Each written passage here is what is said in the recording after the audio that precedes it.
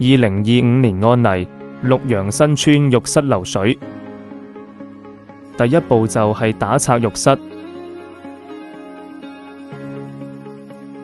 第二步就係更換爆裂水喉。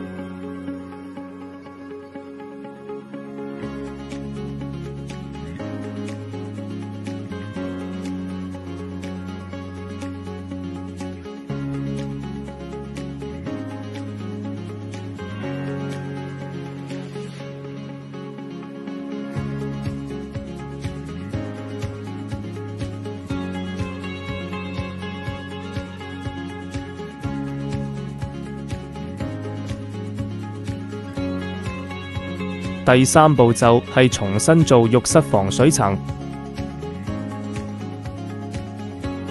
第四步就係重新鋪上浴室瓷磚。完成工程。